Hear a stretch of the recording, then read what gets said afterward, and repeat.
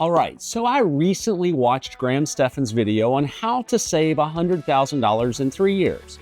Now, I love Graham. I was actually in a mastermind group he ran. But here's the thing. His plan involves saving $2,777 per month. $2,777 per month? Now, if you're pulling in six figures, sure, that's totally doable. But if you're making $50,000 a year or even less, that's literally your entire paycheck after taxes. And if you follow his plan, you'd be living in a cardboard box behind a Chick-fil-A. So while Graham's approach is great for high earners, this video is for everyone else. Whether you're making $100,000, $50,000, $40,000, or just starting out, I'm going to show you a much more realistic way to save and grow your money without needing to rob a bank or live off of instant ramen for 3 years straight. Let's go.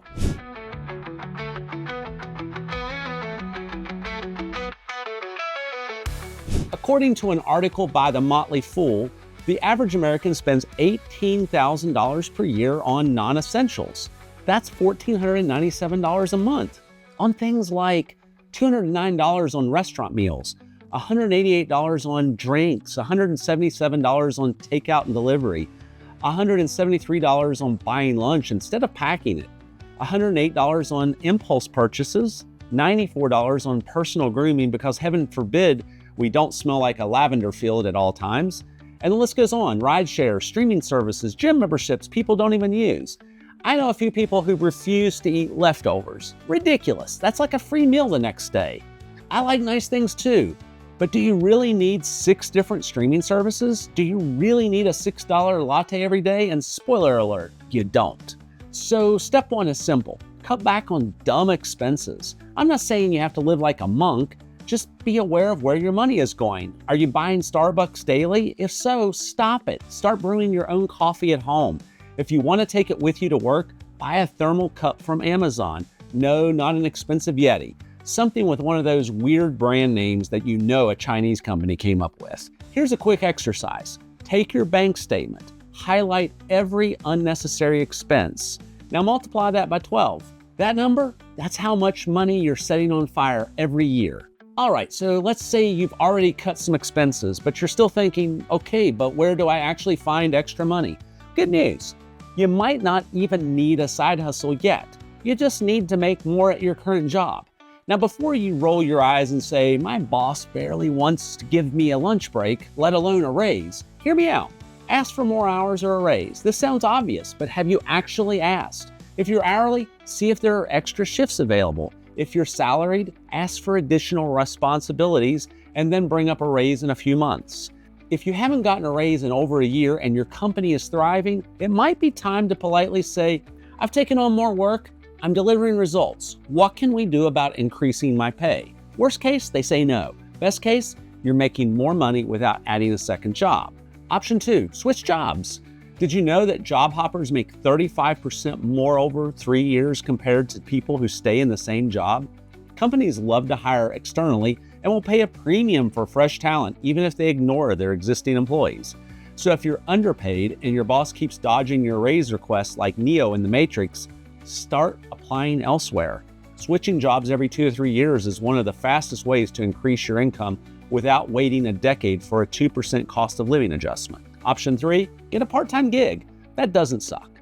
Now, if you want extra cash fast, but don't want to commit to a side hustle yet, a part-time job could be a temporary fix. And no, I'm not talking about flipping burgers unless you really want to. There are tons of flexible options. Weekend event staffings, things like concerts, weddings, or sporting events. Warehouse work during the holidays, like think Amazon, UPS, FedEx. They pay surprisingly well. Bartending on weekends. If you're social, this can crush it in tips. And speaking of tips, waiter or waitress at a fancy restaurant. 20% tips on expensive dining can add up really fast. Seasonal gigs, tax prep, retail, catering, and you might even consider a part-time job that benefits you, like if you want to go to the gym. Maybe a part-time job at the gym so you end up with a free membership, all while making extra cash. These jobs aren't forever, but even an extra $500 to $1,000 a month puts you way ahead of most people. And guess what? This is the exact strategy I used when I was younger. I worked extra hours, took on projects, and yes, even started a side hustle, which brings me to step number 2. Start a side hustle with just $100 or less. Here's what most people get wrong about saving. You can only cut expenses so much, but you can always increase your income. So in addition to saving, let's talk about making more money with a side hustle that costs $100 or less to start. Here are a few examples. Freelancing. Think writing, social media management, website design, selling digital products like ebooks, courses, or templates. Then there's print on demand, shirts, mugs, stickers, things that are zero inventory items. Then there's affiliate marketing, earn commissions for referrals. And of course, online flipping, thrift store finds, old electronics, domain names. I'll drop a huge list of side hustles on the screen, so pause the video and pick one.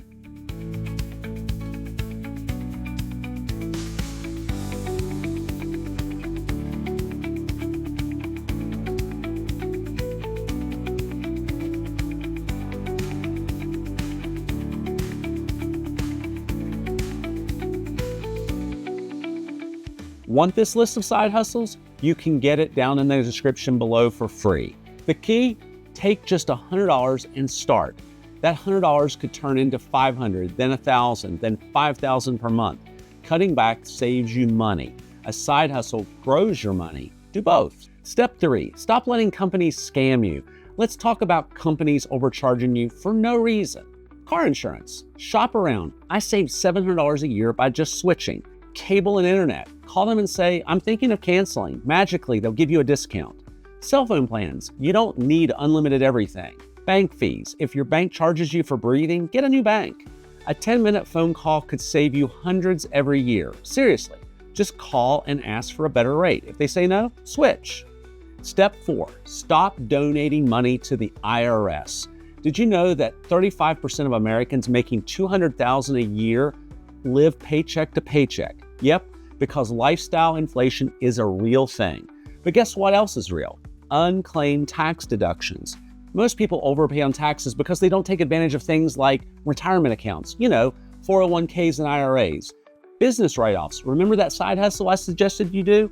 If you have a side hustle, everything from your laptop to your home office can be deductible, even mileage on your car. Then there's tax credits, things like education, energy efficiency, health savings accounts. Also, stop waiting until April 14th to care about taxes. If you set up deductions now, you'll keep more money in your pocket every paycheck. Step 5, invest so your money makes more money. Now, once you've cut expenses, made extra money, and stopped getting scammed by big corporations, you need to grow your savings. I'm not talking about just keeping it in a bank account. I'm talking about investing. Historically, the S&P 500 has returned 8% per year. That means if you invest $1,368 per month for 5 years, you'll hit $100,000 without lifting a finger. Want to hit it sooner? Invest $2,450 per month for 3 years. Or you can just keep your money in a savings account earning 0.0001% interest. It's your call. What other things can you invest in?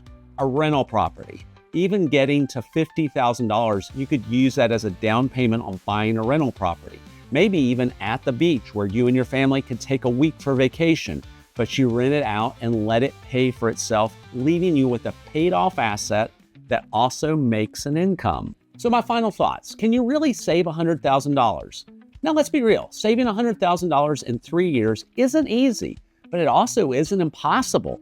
If you cut back on unnecessary spending, start a side hustle to increase income, stop overpaying for bills and services, max out tax savings, and invest consistently. This isn't about sacrificing your entire life.